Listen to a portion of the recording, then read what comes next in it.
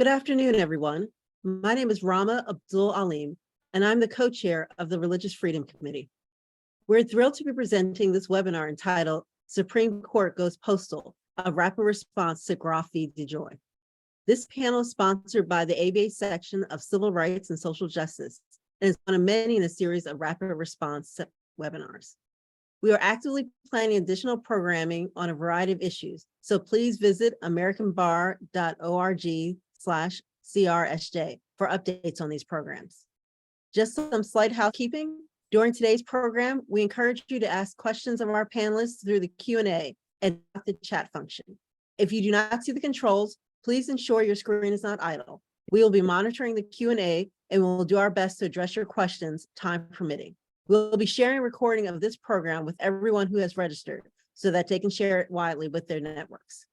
So our speakers today are Amrith Kaur, Aakre, Legal Director of the Sikh Coalition, Wendy Musell, founding partner of the law offices of Wendy Musell and former president of the California Employment Lawyers Association, Reddy, Solowey, partner at Seyfarth Shaw, and Michael Helfand, Brenden Mann Foundation Chair in Law and Religion, Pepperdine, Caruso. And our moderator today is Richard Foltin, Fellow for Religious Freedom, Freedom Forum, and Special Counsel to the ABA section of Civil Rights and Social Justice, and the co-chair of our Religious Freedom Committee. So, Richard, I'm gonna turn it over to you. Great. Thanks, Roma, and greetings, everyone. It's really my privilege to be moderating this eminent panel of practitioners, advocates, scholars. I think it's fair to say some of them include all three in their credentials, and they're going to help explain from different perspectives what the court's decision in Groff v. DeJoy means. So I want to say a few words just to set the stage. In 1972, Congress amended Title VII of the Civil Rights Act of 1964 to provide that it was a form of religious discrimination for an employer to fail to provide a reasonable accommodation for an employee's religious practice unless doing so would impose an undue hardship on the employer's business. Now, to some ears, that sounds like a very reasonable balancing test, but that test was thrown a kilter, at least in the eyes of employee advocates, when in 1977, the US Supreme Court issued a ruling in the case of Hardison v. TWA that for the last 46 years has been read to mean that anything more than a de minimis difficulty or expense is an undue hardship. De minimis, just what it sounds like. In my first day at law school, they taught me de minimis means ain't much. And so it ain't much or wasn't much of a test before an employer could decide to deny an accommodation. That's not to say by any means that religiously observant employees never won a case. There certainly were cases they won, but advocates, at least employee advocates, long contended that this standard was woefully low, and that the civil rights of religiously observant employees, such as Sabbath observers, or those who for religious reasons must be garbed or groomed in a certain way, were inadequately protected. It was a response to that situation that a broad interfaith coalition came together in the early 1990s, which I, as legislative director at the time for the American Jewish Committee, co-chaired for some 20 years with my counterparts who changed over the years at the Seventh-day Adventist Church. The coalition was a broad multi-faith coalition that urged Congress to further amend Title VII so as to, among other things, clarify that undue hardship meant significant difficulty or expense, the definition of that term in the later passed Americans with Disabilities Act. Well, for a variety of reasons, Congress never did pass that bill, which was called the Workplace Religious Freedom Act, although it was introduced a number of times and several committee hearings were held on its pros and cons.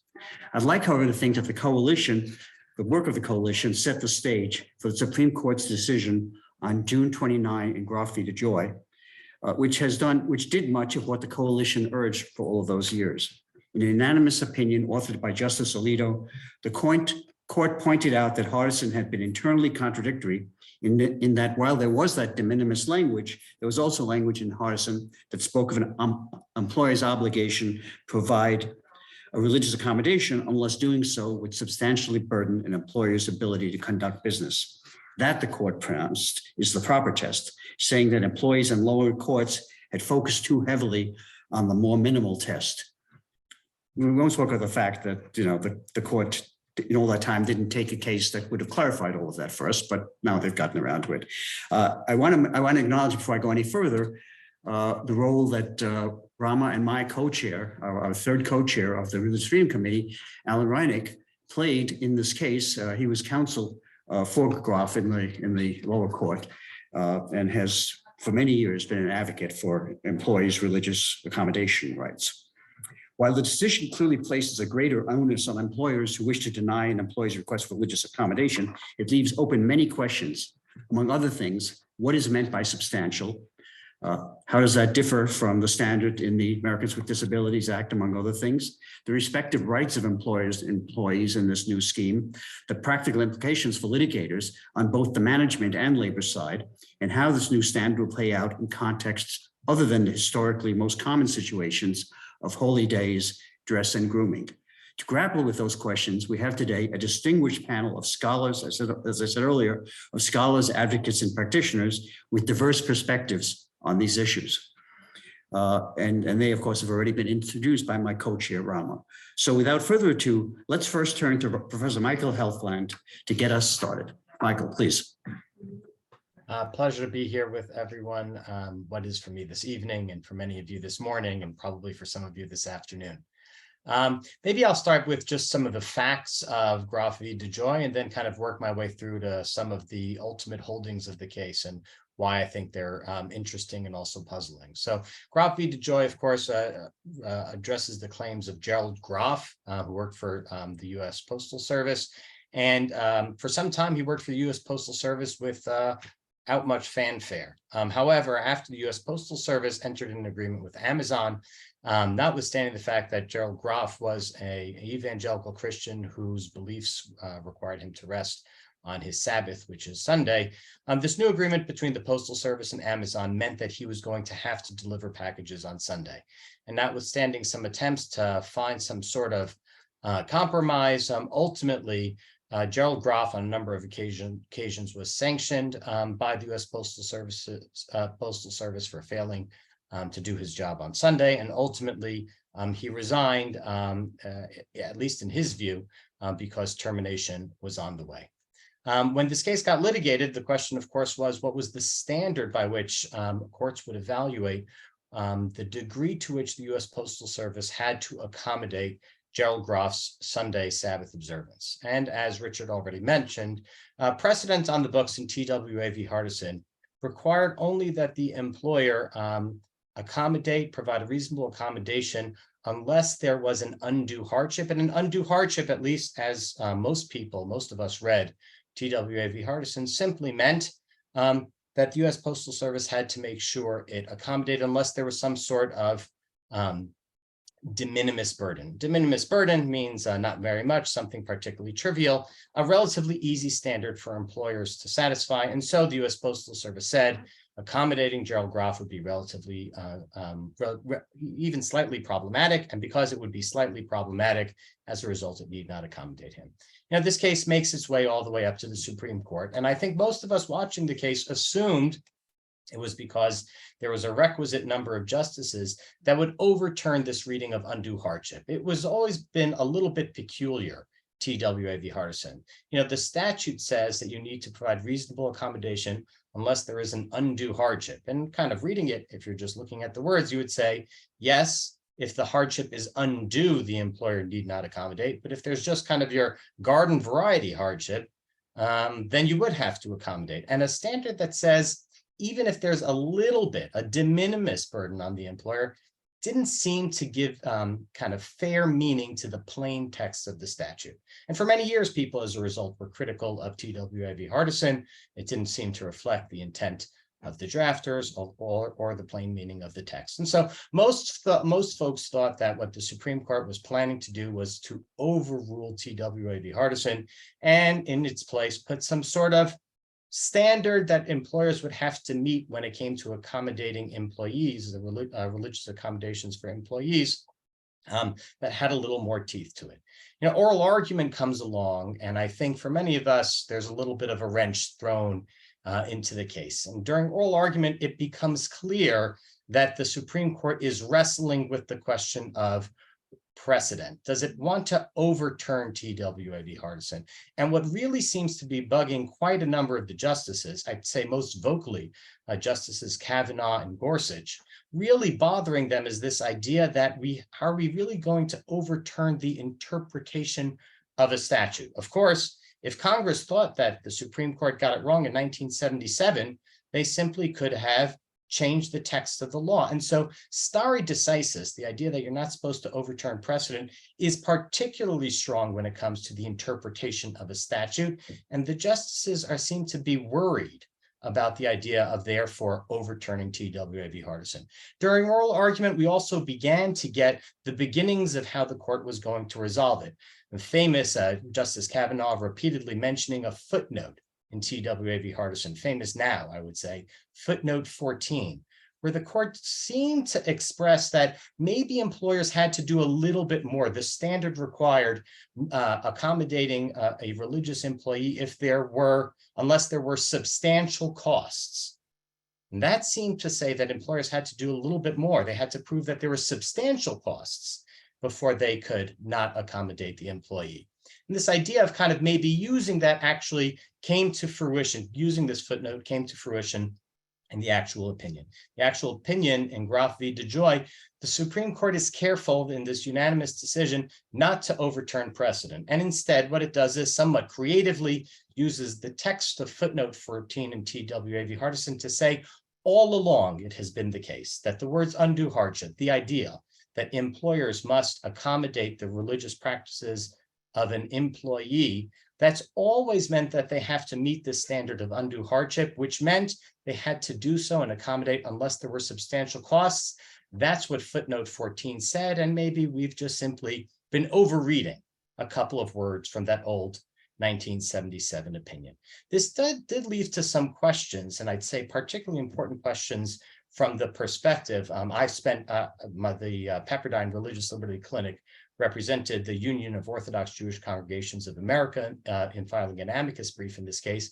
And I'd say for the Orthodox Jewish community in America, Jewish community in America, as well as Seventh-day Adventists and others, one of the big questions raised in this case was the Sabbath. How would employers be required to accommodate, pay overtime, use voluntary swaps of shifts when it came after Groff v. DeJoy was decided? How would Sabbath observance end up being protected in the workplace? And the Solicitor General during oral argument mentioned, yes, the government was comfortable with a higher standard in this case, but it also wanted to retain the holding of TWA v. Hardison. TWA v. Hardison was also a Sabbath observing case. And there the court rejected the claim for religious accommodation. And the Solicitor General said that holding should remain in place. The idea that you don't have to, it sounded like, accommodate the Sabbath by having ongoing payments by an employer to get other people to take those shifts. The Supreme Court rejected or appeared to reject that view, ultimately, in its opinion, Groff v. DeJoy, and somewhat creatively. Ultimately, it chose to read TWA v. Hardison as simply a case about collective bargaining agreements. But in the main, in most cases, when you had requests for accommodation of Sabbath observance, the Supreme Court ultimately said those kinds of requests for religious accommodations should be accommodated, even if it requires some sort of attempts to get shift swaps or even potentially paying overtime to facilitate that sort of accommodation. And in doing so, it's navigated this kind of very narrow bridge from TWA v. Hardison to Groff v. DeJoy. On the one hand, not overturning precedent because of statutory stare decisis, but on the other hand, still finding a way to expand the scope of religious accommodation, even when it came to questions of those seeking to observe the Sabbath in the workplace. Maybe I'll stop there.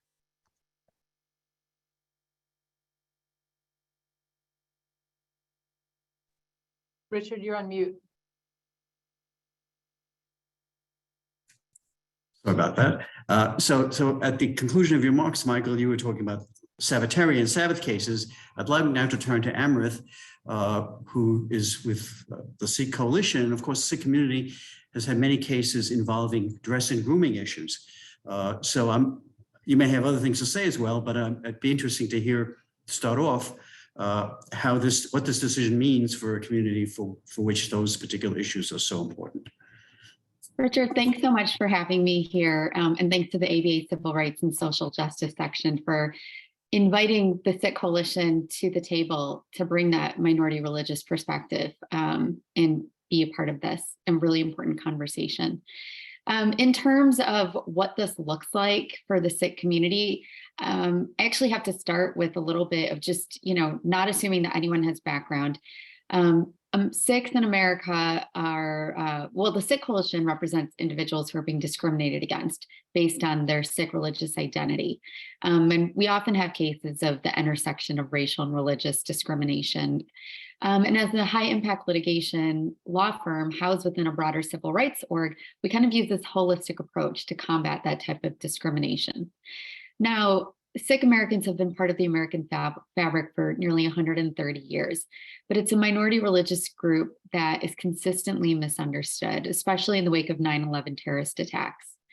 Observant Sikhs maintain a religious uniform that's visible. It includes a turban and a beard, as well as several other articles of faith. And those often require workplace accommodations. The issue that we've seen over and over again is many public and private sector employers either lack the cultural competence or just refuse to deviate from their workplace policies and regulations. And as many of you are aware, the government has numerous regulations and policies on the books that just don't take minority religious communities into account. And so they're really failing to adequately address the accommodation needs of these employees. So when it comes to what types of accommodations are Sikhs in the workplace really looking for, we receive over 200 intakes annually. They often include requests for any number of the articles of faith. For example, we have young people who want to work in fast food restaurants. However, local restaurant policies and even municipal codes don't allow for jewelry. And one of the Sikh articles of faith is called Aakre. It's a bracelet that reminds its wearer and obligates its wearer to always act in good faith when they raise their hands. So obviously, to the religiously observant Sikh, the Aakre is not viewed as jewelry. And it's hard for people to understand why a wedding ring or other pieces of, secular jewelry might be permitted, but these religious articles of faith, which really become obligations as a way of life for these individuals, are not permitted. We've come up against major federal policies and regulations, including with the Department of Transportation and ensuring drug testing policies are cognizant of religious practices. And, in one case, we sued the trucking company JB Hunt for failing to provide numerous Sikh drivers with accommodations to avoid cutting their hair, which is prohibited by the Sikh faith, in order to be drug tested. So the problem is that these companies are often looking to the partisan interpretation of de minimis cost or de minimis burden in refusing to reasonably accommodate our clients. And the government itself is looking to the employers in many cases in terms of what constitutes a safe and equitable workplace, and is really kind of, utilizing the precedent based on the partisan standard to create policies that don't necessarily take the religious minorities and their accommodations that they need into account. So in terms of how the Sikh community has been affected in the workplace, the Hardison decision in 1977 really kind of led the way in terms of interpreting employers' obligations to provide those types of accommodations under Title VII. So pursuant to that decision, courts across the country have been holding employers to a very low standard of showing that the employee's requested accommodation could result in more than a de minimis, which many employers have read to be virtually any cost, in affirming their denials of accommodations. It's been extremely problematic for many reasons. But the biggest one that I found is that it has resulted in almost zero effort on the part of employers or industry or the government to actually think critically about whether their current policies, including grooming policies, are in fact up to date and relevant for today's workforce. It's failed to encourage research and development in various aspects of workplace safety, including in the wear of personal protective equipment, which has really been an issue throughout the COVID pandemic and continues to be an issue. And it's essentially left the burden with these minority religious communities to kind of figure it out with very little resources and without legal interpretations on the side. So we've been combating this for years. And, the Sikh Coalition's worked on California's WARFA bill, AB 1964, which increased workplace protections for employees so they'd essentially be on par with the ADA. We've routinely submitted public comments to the EEOC, the Department of Transportation, OSHA, CDC, NIOSH. I mean, really any government agency that issues regulations that will impact the workplace. We always try to bring this perspective to the table. We've joined stakeholder committees and calls to ensure that the minority religious perspective is heard as industry leaders and lawmakers are crafting policies and laws that are going to impact Sikhs and other religious minorities in the workplace. And we take on a lot of cases and litigate numerous workplace discrimination matters, always obviously hoping for an amicable outcome, but we're preparing for court because we know that at the end of the day, the old partisan standard is what was going to stand. Now, with the Groff ruling and its impact, the outcome of this case is the result of many stakeholders' efforts. We know that there were over 30 amicus briefs for various different groups which have been impacted significantly by workplace discrimination for decades. I agree with Michael that the partisan standard has not been, completely eliminated, but what the court is saying is that we've just been interpreting it wrong. The precedent case law, I don't know how we're going to come out of it saying that we've been interpreting it wrong and now we're just going to start interpreting it in a different way without cases being brought to the forefront. So essentially, it's the court's holding that employers must show that their hardship would rise to an excessive or unjustifiable level if they accommodate an employee's religious accommodation request. And specifically, the decision says that we think it's enough to say an employer must show that the burden of granting an accommodation would result in substantial increased costs in relation to the conduct of its particular business. I view this as a litigator as essentially lower courts will have to conduct a case-by-case analysis of whether the particular religious accommodation request at issue would result in a substantial increased cost based on the nature and the conduct of the employer's business. Now, how that's going to pan out, I don't know. Whether there's going to be distinctions that are made based on, various aspects and conduct that employers' businesses are taking into account, I don't know. I think ultimately we were really happy that the Groff decision was moving the needle forward. But there is trepidation because we don't actually know what it all means. And we're hopeful, and obviously as advocates in this space, we're going to try to ensure that the interpretation that we're gleaning from all of this, that employers have the burden to show that they have substantially increased costs on the conduct of their business, is actually going to hold true. And employers will have to do what in many of our clients' cases they've not been doing, which is actually engage in a reasonable alternative analysis and engage in critical thought and an interactive process with their employees in order to determine whether accommodations are reasonable and warranted in individual cases. So that's sort of how the Sikh community is impacted. And I don't want to speak for other, religious minority groups, but I think there are a lot of similarities in the way the individuals and employees are being impacted and in the way advocates are going to come to the forefront and try and articulate what this interpretation should be moving forward. Thank you, Amrith. I think it's fair to say that one thing we know for sure is that there's going to be employment for lawyers on both sides, as always happens when there's a change in standards. That takes a while for the courts to figure it out, and it's the job of lawyers to help them figure out what that standard means. So we've heard from a couple of people who have been champions of the interests of religiously observant employees in getting an accommodation. And of course, as was the case when WRFA was pending, where there was opposition to WRFA from, among other places, the management or business side. Here in this case as well, in Groff, there was certainly interests that were, or points of view that were advocated by those representing business management that didn't sound a lot like those who were advocating for the result that we got.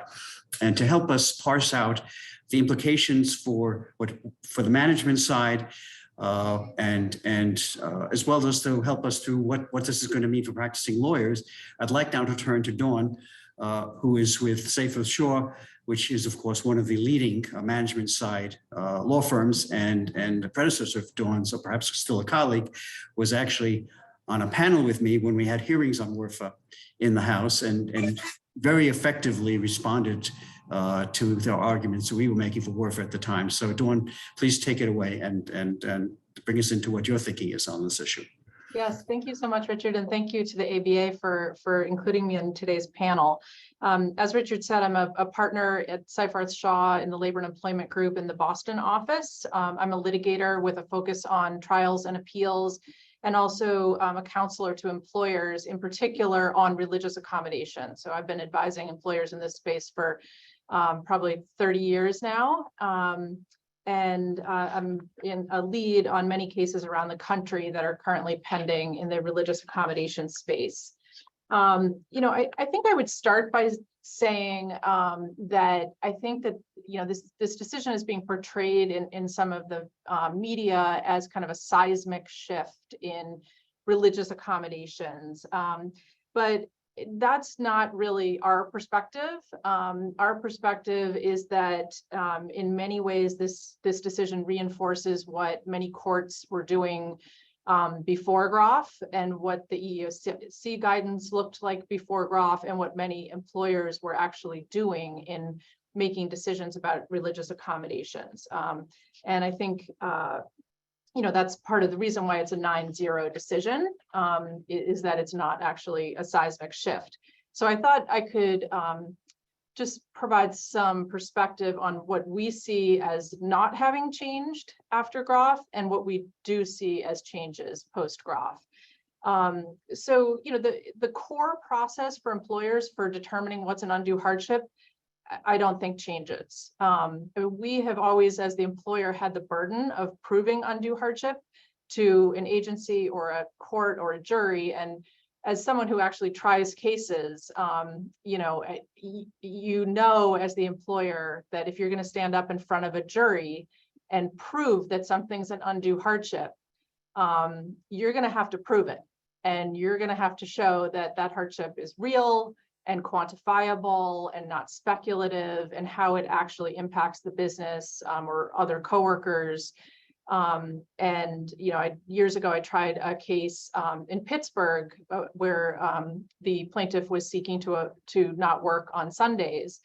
And, we spent probably a week and a half proving to that jury that it was an undue hardship on this small retailer to exempt that plaintiff from the Sabbath. But the jury wants to see proof, and it's not enough to just sort of say, well, it just has to be de minimis, right? You have to prove it.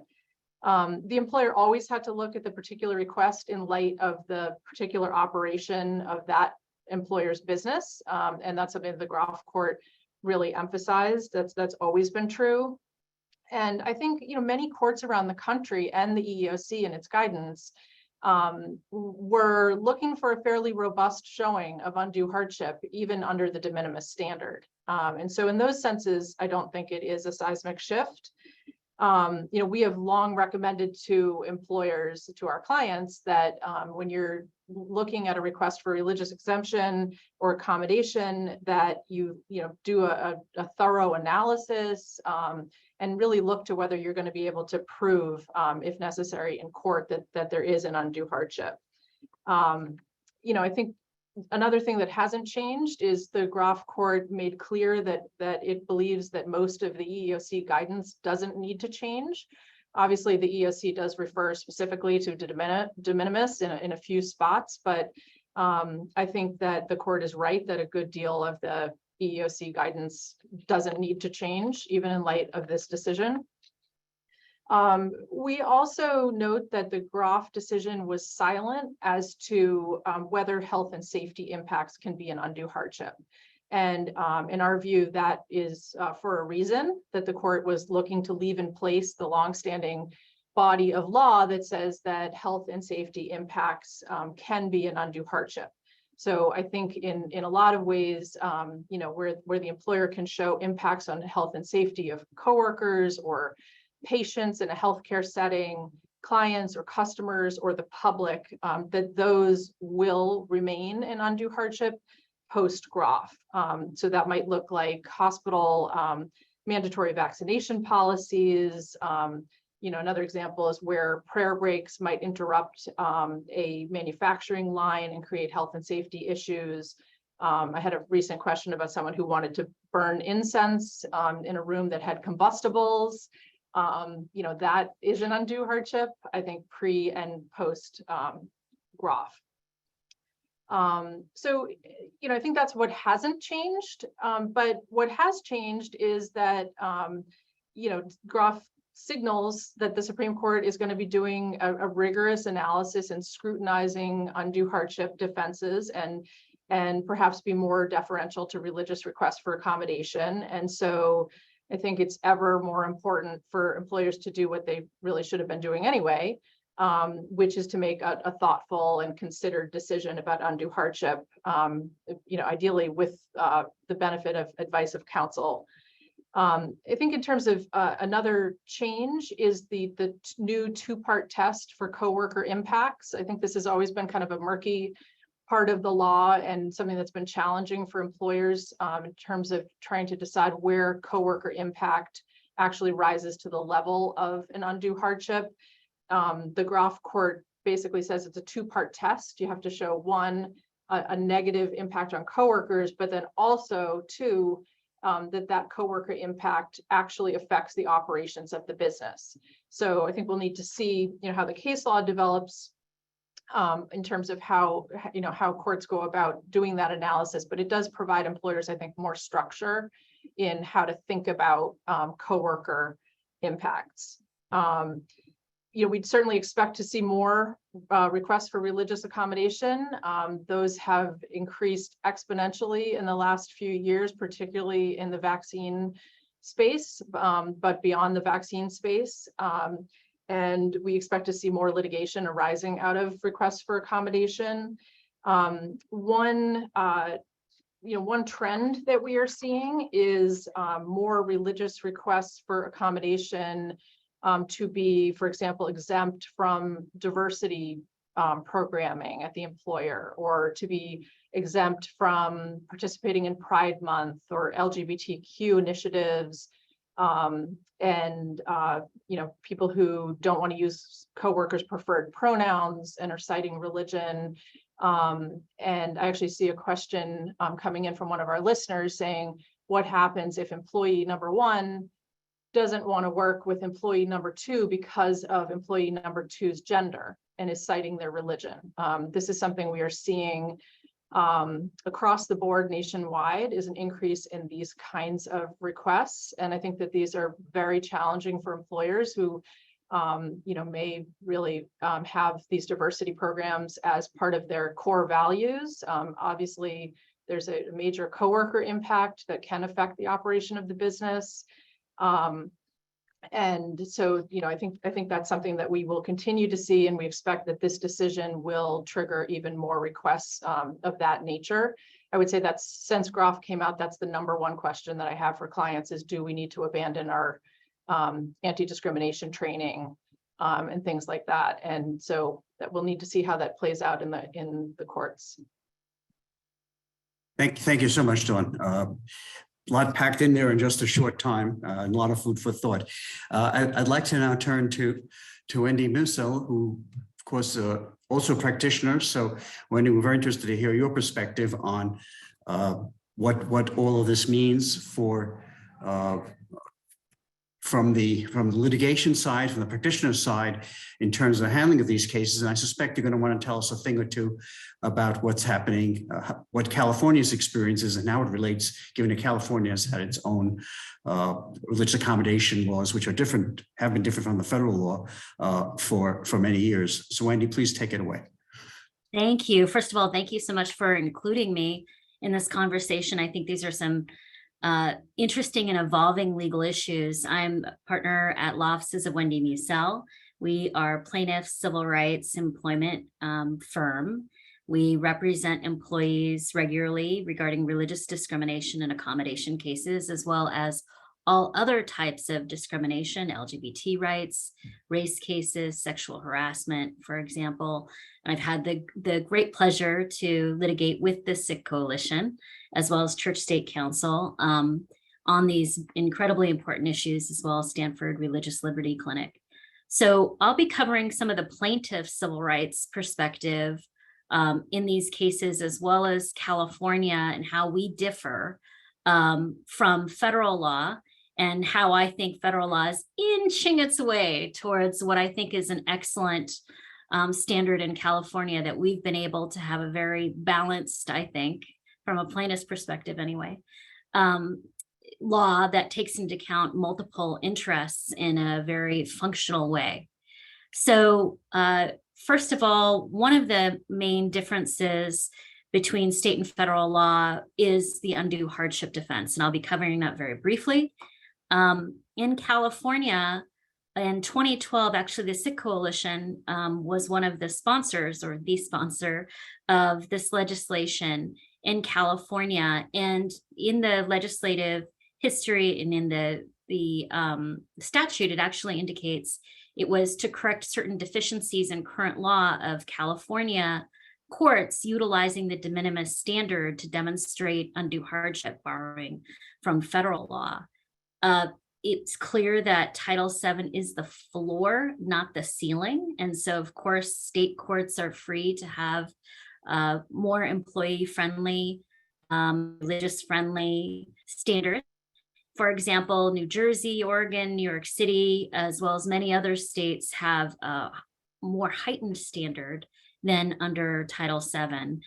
There was a wonderful amicus brief that Michael, I think, might share, that had a listing of 22 states and their different standards. And I encourage folks to get a hold of that. You can see how this differs across the country with these standards, many of them higher than the Title VII standards. For California, one of the major differences, of course, is if you have 5 or more employees, you're covered under the Fair Employment and Housing Act. And for religious-based harassment, it's 1 or more employees. So vastly more employers are covered under California law than federal law, and that's a major distinction as well. In 2012, California had made amendments that expanded the definition of religious creed to include religious dress and grooming practices, and additionally broadened the non-discrimination and duty to accommodate. So, for example, if you had a discriminatory policy related to religious dress or grooming practices, that would be a violation of the non-discrimination provisions, as well as a violation of the duty to accommodate. So you'd have both causes of action related to that conduct in the workplace. Religious dress and grooming practices were broadly construed, as is California law generally under the Fair Employment and Housing Act. And it includes wearing or carrying of religious clothing, head or face covering, jewelry, religious artifacts, facial hair, or any other item that is part of an observance by an individual of his or her religious creed. And here's a place where I think California absolutely got it right from my perspective. Accommodation is not required if it result in a violation of any other law prohibiting discrimination or protecting civil rights. So Dawn had mentioned that there's a lot of questions about this from employers about how to balance those rights. And I think in California, we balanced it correctly. In the 2012 amendments, we had a broad coalition. So for example, the Sikh Coalition, as I indicated, were sponsors. Church State Council was involved with the drafting and getting that passed, as well as supporting the legislation. The ACLU was. California Employment Lawyers Association, for which I'm a board member and past president, also supported and testified in support of the law, as well as the Council on American Islamic Relations. So what we see is a broad coalition of civil rights and religious organizations coming together to find the right balance. And in California, I think we've found that, where you can support the civil rights of all persons, including those who have religious observances, as well as the LGBT community. And I'm very proud of that. And I think that's a model for other states and nationally, personally. Regarding the broad non-discrimination provisions in California law, it is, again, the employer's burden. And this is, I think, really important, where the employer has to demonstrate it explored any available reasonable alternative means of accommodating the religious belief or observance, which can include excluding that employee from the duty that is at issue. And so where the rubber hits the road, for example, I had a case with the Stanford Law School Religious Liberty Clinic and Church State Council, where we represented a lovely woman who sought an accommodation in hiring related to Sabbath observance for the correctional officer position. They were hiring 7,000 correctional officers at the time. She indicated she simply needed to be able to observe the Sabbath, and she was not hired explicitly because of her Sabbath observance, even though there were 7,000 positions, and there was over 30 different locations she could have looked at in that case, which is on appeal for the second time after we won at trial. We discussed the fact that you really have to look at any available. So of those facilities, those 33 facilities, did they look at each facility? Did they contact the wardens, for example? Did they look at shift swaps? So I think for those that are litigating in California, this is very important language of any available reasonable alternative. The elimination test is also something that I'm hoping that federal law continues to move forward in this direction. For under California, reasonable accommodation is one that eliminates the conflict between the religious practice and the job requirement. And explicitly under California law, it sets forth what that might look like, which can include job restructuring, job reassignment, modification of work practices, allowing time off, for example. And it doesn't allow expressly segregation of an employee unless the employee requests that as a reasonable accommodation. So this might come up, for example, in certain grooming standards where, let's say, for example, an employee wishes to wear a hijab, but the employer doesn't allow that for under their grooming. They may want a particular uniform. Well, that would not be allowed under California law to deny that, generally speaking, to deny that employee the ability to wear religious garb. And you could not also segregate that employee. So for example, keeping them in the back instead of in a customer service position. And where the rubber hits the road with the differential between California law and federal law is really about the definition of undue hardship, which is the significant difficulty or defense or expense. And what California did is they incorporated the definition of undue hardship as it related in the disability sphere.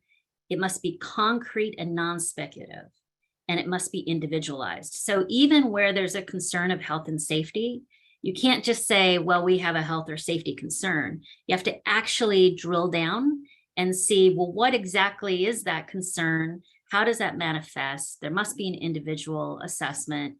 It can't be a speculative health concern. It has to be a real concern as opposed to just simply uttering those words. Under California law, it also looked at how do you determine a significant difficulty or expense. I think these are ways that federal law may evolve, and also is in certain of the federal case law currently, as Dawn had referred to. But you do look at the nature and cost of the accommodation, you look at the financial resources, and it's the overall financial resources of the employer. So for large employers, this is going to be extremely difficult to indicate, at least on a financial basis, that there would be an undue hardship. And you look at the type of the operations, including the composition, structure, and functions of the workforce, and the geographic separateness or administrative or fiscal relationship between the facilities. But it's a very heightened burden, and it is the employer's burden. As a plaintiff side attorney, I get to decide which cases that I take. I love that. I can reject cases that I don't believe in, or that don't forward the law in the way that I think it ought to evolve. And I can take cases that I think really are righteous and need to be addressed.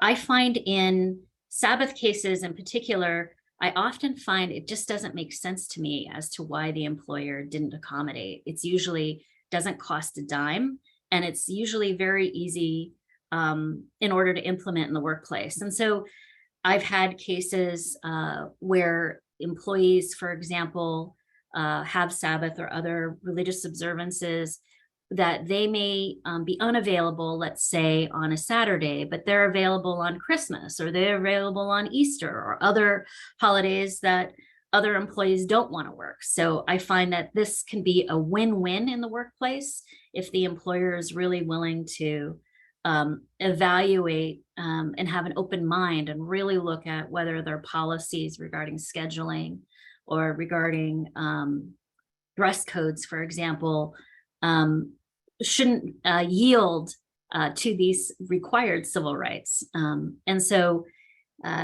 I encourage those folks who do civil rights cases to take a look at these religious discrimination and accommodation cases. I find they're fascinating.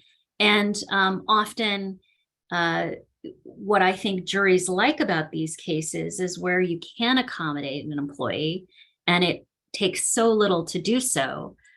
It's hard for an employer to really argue that they couldn't. And so I encourage folks to relook at these cases on the plaintiff side. Thank you, Wendy. Terrific presentation, and we now know a lot more about California for sure than some of us knew before. So before we move to, I have a couple of questions I'd like to ask, and I'd like also to, questions are coming in to ask those questions as well.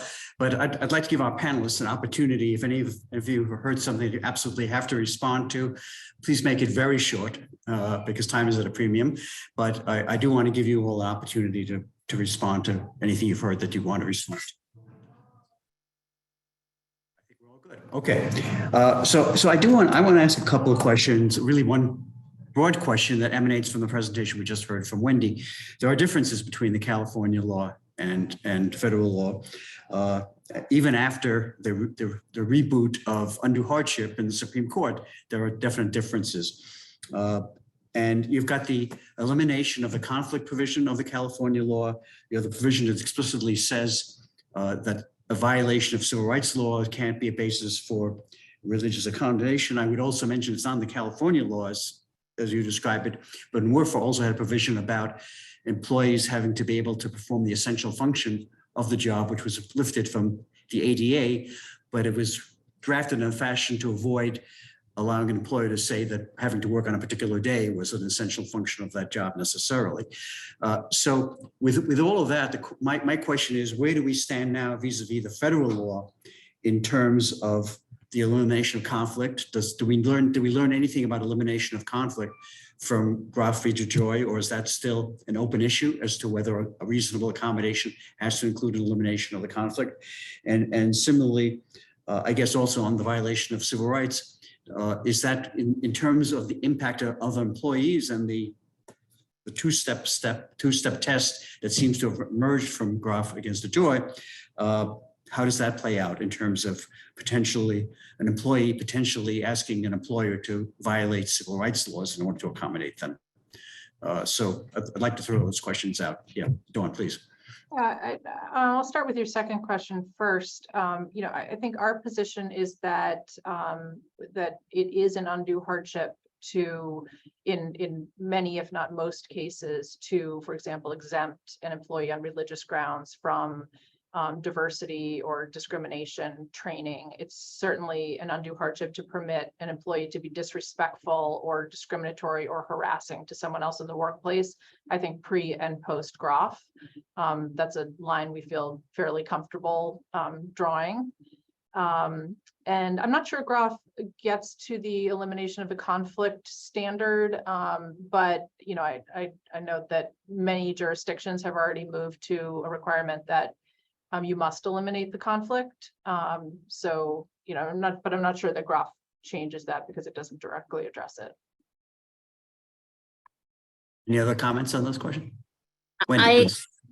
I think other folks might have a different opinion than I do, but I agree with Dawn on this regarding issues related to, for example, treating other employees, particularly LGBT employees, disrespectful in the workplace, exempting employees from required training such as sexual harassment or anti-discrimination training. I think that's not a hill I want to die on, and not a position that I personally would take.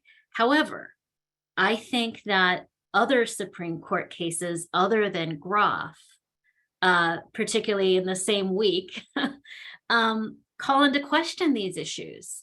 I think that this is definitely an evolving area of law. I can tell you where I would like it to evolve, which is more in line with California law, which I think takes into account all of the interests and harmonizes them. However, that's not how I perceive other Supreme Court decisions to have gone in that direction.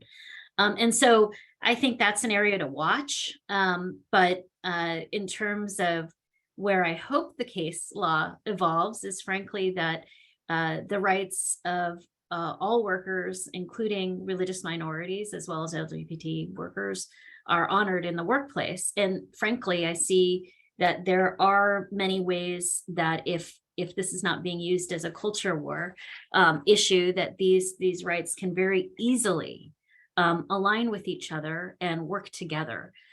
That's my particular point of view, and one at the California Employment Lawyers Association we've always embraced.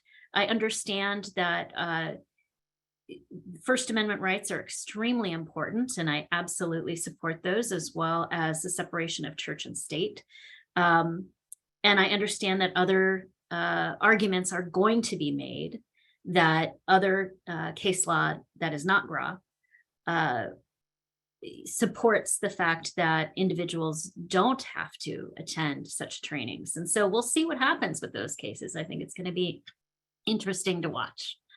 I don't know about the training, but let me just note here that way back, long before Groff, when the de minimis standard was in place, it was evident from court decisions who really were not looking to de minimis as the hook to hang your hat on, that they could not be expected to have an environment where one employee was in effect harassing another employee in the name of religion. And any claims to be able to do so were being thrown out of court very strongly by the courts at the time that Werfer was pending. It was one of the arguments that Werfer that pushed back against those that said that was going to be resolved, was that harassment would be justified, was that the courts did not seem to be at all inclined to accept those kinds of arguments. Now, the diversity training issue is much newer, but certainly in terms of the idea that an employer being put in a position where they have to violate actual civil rights laws, it's hard not, in my view, it's hard not to see that as an undue hardship to the employer. Let me any other comments on those questions from other panelists? Otherwise, I'd like to proceed also to ask, and this picks up on something that Dawn was speaking about, but you also referenced this as the health and safety issue.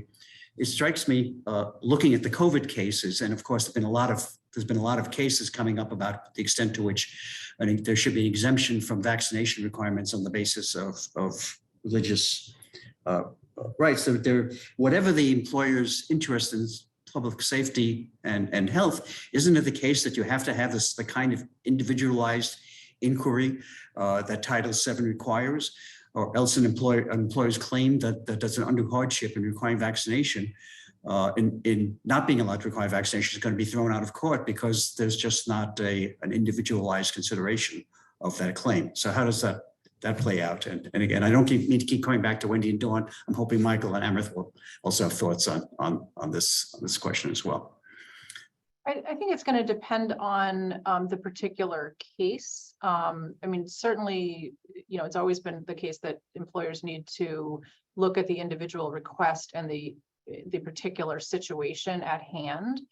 But in the vaccine cases, it may in fact be an undue hardship across the board depending on what the facts are. But if the employer can show that there is a serious health and safety risk to other staff, to vulnerable patients, to the public, to customers, across the board, then the undue hardship analysis may not need to be individualized.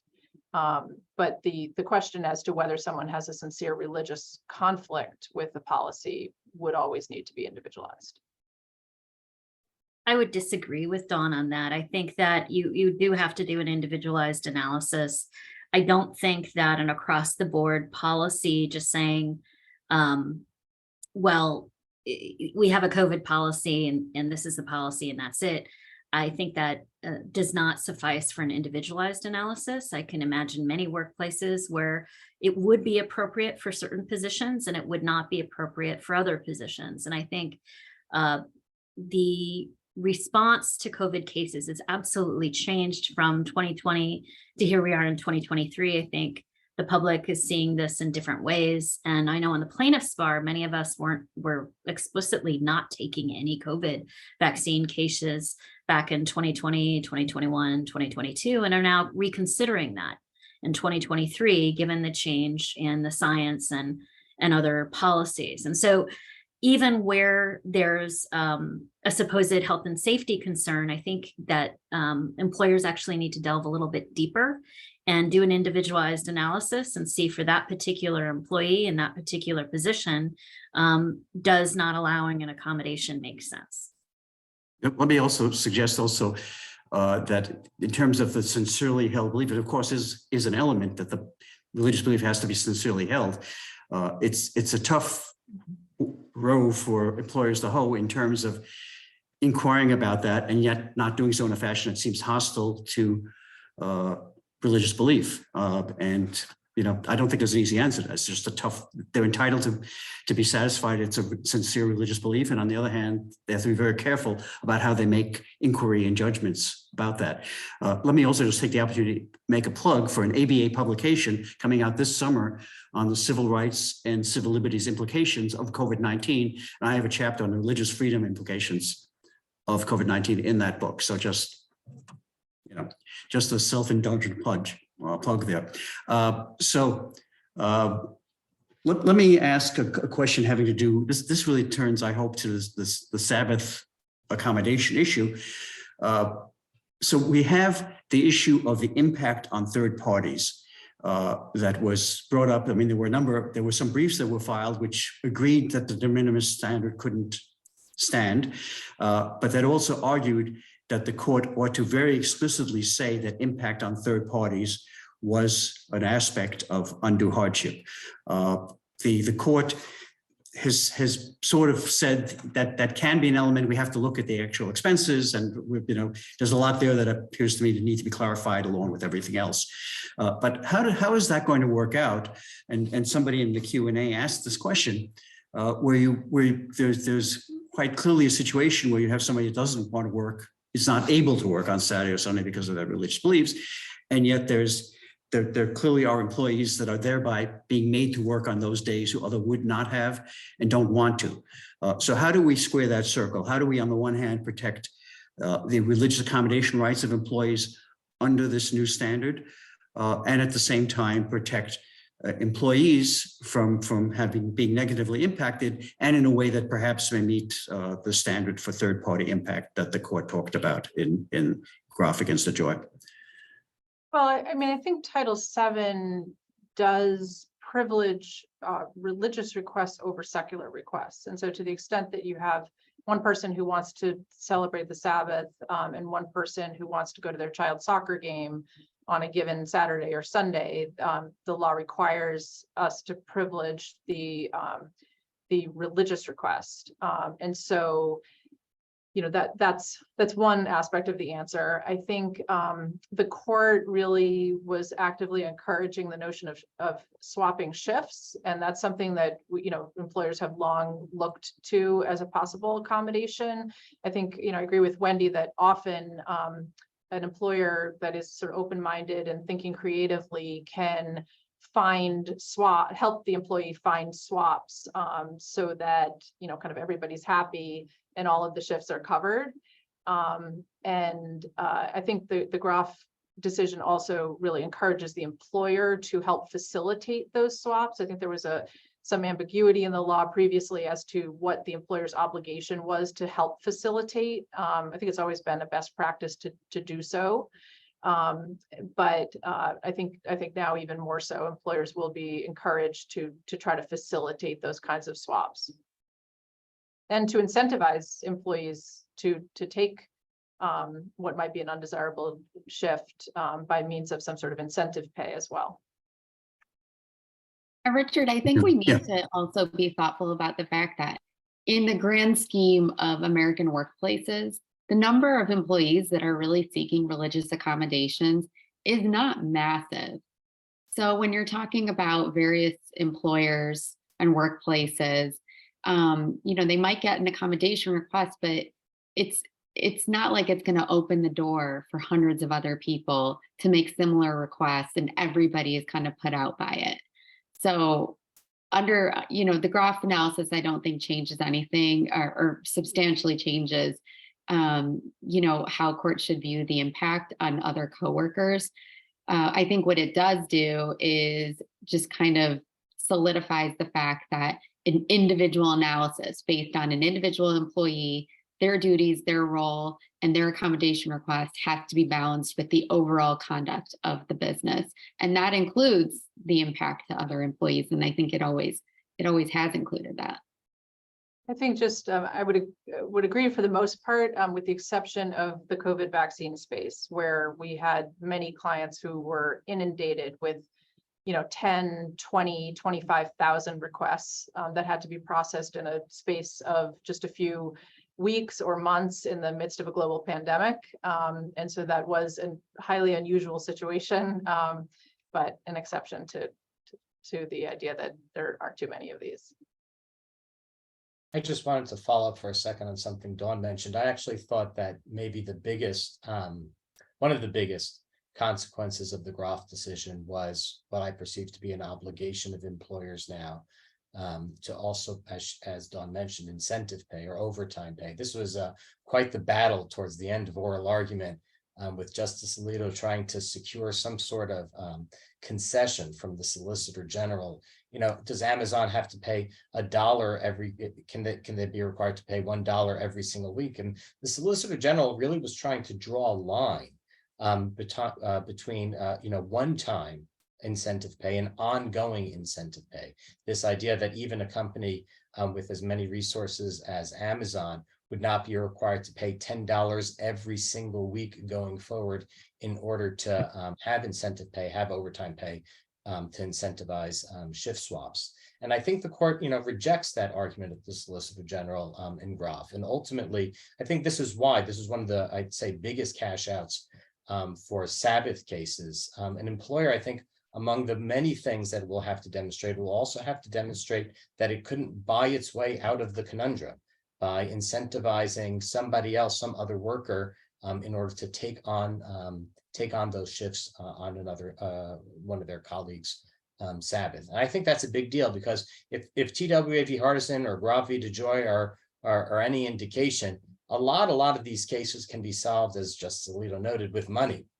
And again, for that reason, for the fact that so many of these cases actually can be just resolved with spending resources like the ADA and other kinds of civil rights considerations, that they can be solved with money. I think it's one of the reasons why, I don't want to put this too harshly, but why, maybe I am going to put it harshly, why corporate America did not want to see this kind of standard changed. And now it means that employers are going to have to say, we couldn't have paid somebody else to take this on, even on an ongoing basis, that could be a permanent and required solution to these sorts of conflicts in the workplace. I will say that it was always a tough road, though, to argue that especially if in an employer of any size, to argue that the overtime expenses were themselves an undue hardship was always tough, unless it's paired with some other forms of hardship. I think, as Wendy said, if it's a large employer, that was always a tough argument. I want to ask you, this is probably a quick question, but just to put it out there. So the standard now is substantial expense versus the significant difficulty or expense in the ADA, and which was actually the definition we had that was in WRFA. And the ADA, of course, put that definition in the first place because they looked at partisan and said, oh, we better define undue hardship when the bill was being drafted. Is there a difference? Does it make any difference in the real world?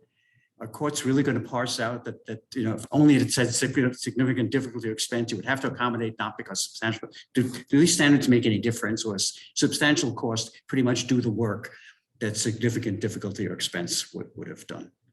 I think that the distinction is that, and I think this is what the court, many of the justices were referring to at the oral argument, is that they were not excited about the idea of importing significant difficulty and expense into Title VII, in part because that would also have imported arguably 50 years of case law and 50 years of EEOC guidance into Title VII. And because, they're really not, they're kind of on parallel tracks, but disability law has a lot of differences from religious accommodation law. And so I think what the court was looking to do is to say, we're going to preserve partisan, we're going to preserve that EEOC guidance for the most part. Maybe they need to tweak it a little bit. And we're going to preserve a lot of that case law that was actually getting the standard right all along. And that's why they were looking to use the footnote in Hardison to establish the new standard. I agree with Dawn as to the text of the decision. I find on the ground in trial courts, however, many courts, even though they shouldn't, are really looking to the ADA or state disability law and looking, for example, in the interactive process requirements, and also looking to other standards regarding disability accommodation when they're dealing with religious accommodation cases. And I think part of it is because these cases are not as frequently brought, with the exception, as Dawn said, regarding the COVID space. And so I think judges are just frankly more familiar with the disability accommodation paradigm. And I think on a practical basis, I would not at all be surprised if courts, in wondering what do we do after Groff, start importing more and more of language from ADA cases in order to understand what the undue hardship definition means, even if the Supreme Court didn't go all the way to importing that standard. Yeah, I agree. I think the Groff decision was the one thing that was really clear to me anyway, is that while they declined to equate it with the ADA standard in writing in the decision, they really are leaving it to the lower courts to figure that out and create a body of case law that interprets what the substantial increased cost standard might look like. And I think there's a real chance that it will evolve into the ADA standard or something very similar to that. I just wanted to chime in to say, maybe in response to, well, in particular, Dawn's statement about, this worry that the Solicitor General was really pushing an oral argument that, importing the ADA would unsettle kind of 30 years of case law. Ultimately, I didn't buy that, and, who knows in the end, but I didn't buy that as the reason why the Supreme Court ultimately didn't adopt the ADA.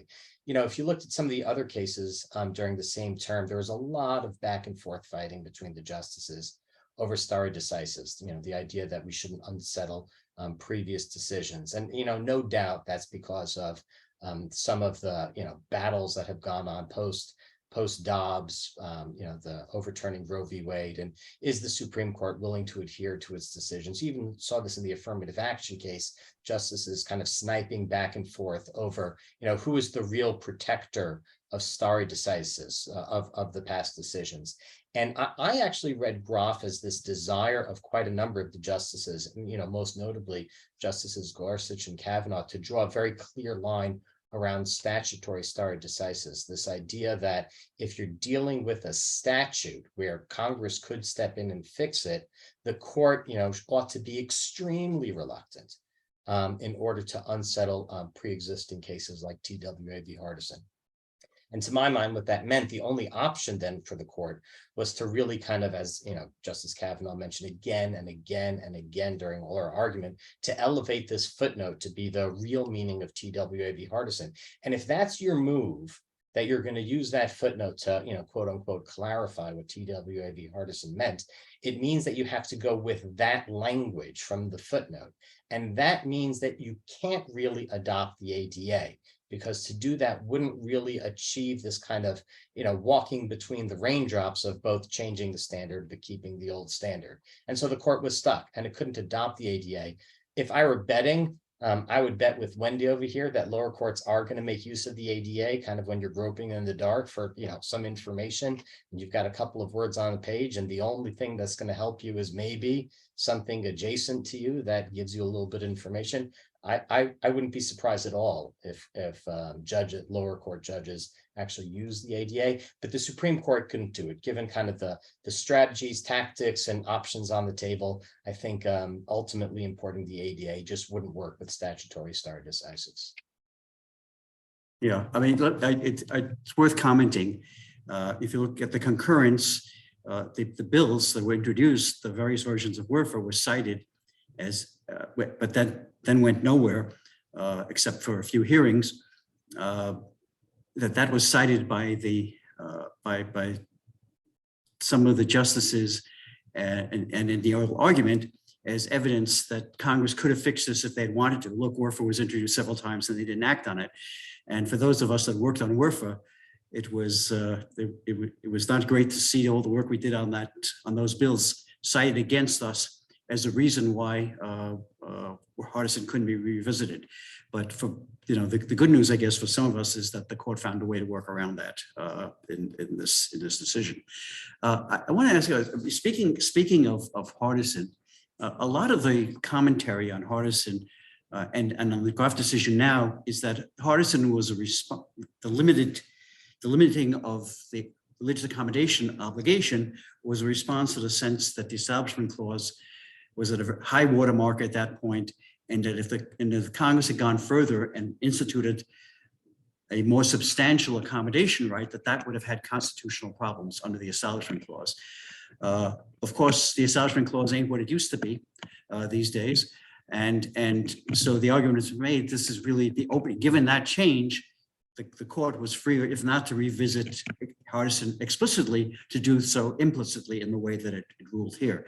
So my question is, how important is it still that this is a balancing test versus an absolute obligation on employers to provide accommodation? Would that be a constitutional problem if there was an absolute right to religious accommodation versus something that took into account the interests of the employer and of other employees for that matter in determining whether an accommodation could be provided?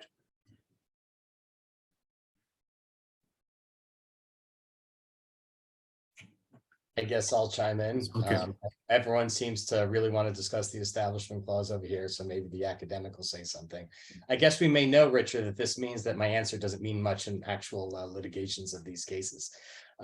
So here's my best guess on all this. There's still the idea that you couldn't accommodate religion at all, give it some sort of preference over other kinds of accommodations. The court jettisoned pretty fast. So this, Hardison is late 70s, by the mid 80s, already you have the state of Thornton v. Caldor, where really the court is now saying if you have some sort of unyielding preference for religion, where there's no balance at all, that's going to trigger the Establishment Clause. You have Corporation of Presiding Bishop, which expressly allowed certain forms of religious permissive religious accommodations in Title VII. By the time you hit the 80s, you don't yet need the Roberts Court or anything like that to already tell us that most likely the Establishment Clause considerations that were going on in TWA v. Hardison were somewhat overblown. And I suspect, the court is yet to jettison this idea that an unyielding preference for religion would somehow, might still violate the Establishment Clause. The state of Thornton v. Caldor is still good law. Even, the court in Burwell v. Hobby Lobby still kind of expressed this sort of view. All the different kinds of accommodations that float around, the federal code, are balanced in some way. The Religious Freedom Restoration Act still requires you to do strict scrutiny. Title VII doesn't allow you to go all the way. All of them are ultimately some kind of balancing test. I suspect that if you have something that went all the way and said, you have a religious preference, you win no matter what under any circumstances, that would actually violate the Establishment Clause doctrine as it is today. Now, what would the Supreme Court rule if you got that sort of case? Would they tinker with the Establishment Clause further and say, well, we're going to change it, and so maybe it doesn't violate the Establishment Clause? Possibly. Certainly, as you noted, the Supreme Court has limited the impact of the Establishment Clause and what separation of church and state requires. But I'd say as we sit here today, black letter law under the Establishment Clause, if you had something unyielding that said religion wins no matter what, I would take that to violate the Establishment Clause. It's worth remembering, actually, that in Hardison, the dissenters, the ones who would, the justices who would have allowed for a stronger obligation to provide religious accommodation were Brenden and Marshall, who were no weaklings on the strength and a strong Establishment Clause, and yet they didn't think that the Establishment Clause concern was well founded, and that was even in those days. So it was sort of interesting to see Chief Justice Rehnquist and others say, "Oh, we got to avoid this Establishment Clause problem."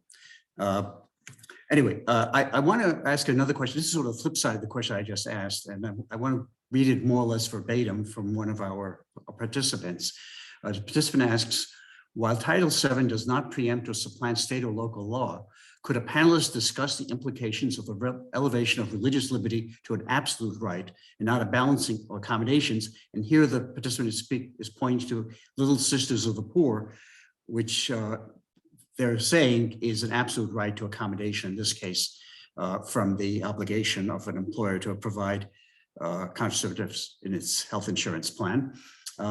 And i.e. that a court may find that the Supremacy Clause preempts a state law that violates the federal constitutional religious liberty right as newly defined by the post-RBG court. So I think what they're in effect saying, they're pointing to that other case that came down that week, the website case, and saying this case has somehow created a religious liberty right that might be then carried over to the right of employees seeking an accommodation under Title VII. So I want to throw that question out there and make of it what you will, and be interested in the response you might have as to whether the religious accommodation liberty interest has now been so fortified that it's going to be harder for religious accommodations to be turned down, Title VII aside. I don't really see that happening. I mean, I think the distinction between the 303 case and what we're generally seeing in, as litigators who handle religious accommodations cases, and that's not to say this doesn't happen, obviously. But the 303 case involves religious liberty pitted against another protected class. Generally in the workplace, that's not what we've historically seen. We live in different times now, and that will likely evolve, and we could be having a very different conversation a few weeks, months, or a year from now. But I think we're just kind of at the tip of that. We haven't really seen wholesale that type of conflict happening to the degree that we're starting culturally to see it now. I mean, how it's ultimately going to pan out, I don't know, but at least from the communities that I've served and represented in my legal practices, that hasn't been as significant of an issue, because the religious accommodation has been balanced against the the workplace needs and the conduct of the employer. Hasn't had to be balanced against another protected class. Maybe it's just worth saying, oh, Dawn, please go ahead. No, I just was going to say, I would agree, but we do live in very different times. And I think that, you know, the increasing polarization and politicization of these issues has kind of brought us into a new sphere. And I think that the very frequent invocation of religion to try to get an exemption from the COVID vaccine policies has kind of also spurred a new wave of religious exemption requests that are pretty directly pitted against the rights of other employees. And so it will be very interesting to see how it plays out, but it's very much live and happening across the country.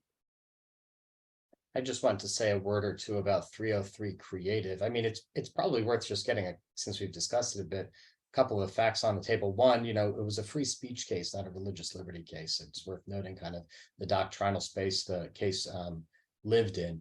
Two, you know, as a result, we're dealing with the First Amendment and free speech, which is a right against government as opposed to the private employee space. So kind of our conversation today really doesn't cross paths with 303 Creative. And three, you know, much has been said about the case, but I think it's going to be really important for attorneys and advocates in this space to note, highlight, and emphasize the narrowness of that opinion. You know, a decision that involved circumstances where, you know, both parties agreed and stipulated for the court for reasons that I don't fully understand the history as to why, but where both parties stipulated that a website designer, all of her websites, and all of her graphic designs were expressive conduct, stipulations that were so clear and robust that in many ways, you know, they teed up this First Amendment right of the website designer up as against the Colorado Anti-Discrimination Act, that it made for a case that, you know, we may not see in the future. You know, normally when you're dealing with these sorts of cases where people are making claims for free speech and expressive conduct, you know, there's a debate whether a cake is expressive or, you know, whether or not the chair I built is expressive. But here we had this very, very narrow case where the parties chose to stipulate that you're dealing with expressive conduct. So, you know, I caution people against reading too much from 303 Creative into kind of the Title VII private employee space to say, now we're going to have these sorts of issues there. It's a free speech case, not a religious accommodation case, which means it's against government as opposed to private employees. In a case that where there are particular stipulations about particularly expressive conduct that both parties agreed to, as opposed to the kinds of things that might happen in the employer-employee space. And, you know, sometimes, forgive me, you know, the way in which the press leads us to digest certain cases, my worry is that it leads to expansive readings of cases and then allows people or encourages people to engage in those expansive readings and then implement them in ways that may not comport or have anything to do with the actual decision. And that's when you get increased conflict, as Dawn was alluding to, increased conflict, increased polarization, increased problems. One would hope that we didn't engage in that kind of analysis, hopefully kind of cabin 303 to what it is and was about, and hopefully learn the lessons we should, and maybe the lessons we shouldn't learn, make sure we've got those all straight. I mean, I hope that that decision is cabined from a plaintiff's civil rights firm that regularly represents LGBT workers as well as religious liberty cases. I found that the reasoning in that case could be ever expansive in terms of the way that they decided that case. I think that particularly in California with Silicon Valley, the questions I'm sure employers are asking is, what's conduct, what's speech? With website and other electronic communications, I think it opened up a can of questions and a can of worms. And I think, you know, if you had asked me as a civil rights attorney, can I have a sign that says I don't have to serve a minority group? I would say, wow, you cannot do that ever. And why would you want to? But yet, that was blessed by the court. So I found it disturbing. And the reasoning that if applied to other minority groups, I think would be more clearly demonstrate why the reasoning was incorrect, in my opinion. But I am hopeful that it is read limited way, as Michael has indicated. And we'll see what happens in terms of the evaluation of what's speech and what's conduct, and frankly, what cases come up to the Supreme Court and how they decide to define those things. These are fascinating questions. This, of course, is not a 3-on-3 panel, but a Groff v. DeJoy panel. But so I do want to conclude with the last question having to do with the mission of this particular panel. And that is the issue was raised about diversity trainings and such. And I know this was discussed on as a open question, but I wonder if any of the panelists have views on the extent to which employers are going to be able to insist or not that employees participate in these kinds of educations that they have a religious objection to. And beyond that, sometimes people are asked to subscribe to certain statements, and that may be contrary to their religious beliefs, even, which is different, of course, than having to sit through a program of some kind. So I wonder if anybody has any thoughts about how these Title VII religious accommodation protections are going to be carried out in these particular kinds of cases. Yeah, I certainly do, since we are fielding these questions all day long, particularly since Groff. I think it's rare in my experience for employers to require employees to sort of endorse particular messages from anti-discrimination or diversity trainings. Usually at most, attendance is required and perhaps an acknowledgement that one attended. But I don't think it's, as a practical matter, it's common for employers to require employees to somehow sort of endorse particular statements.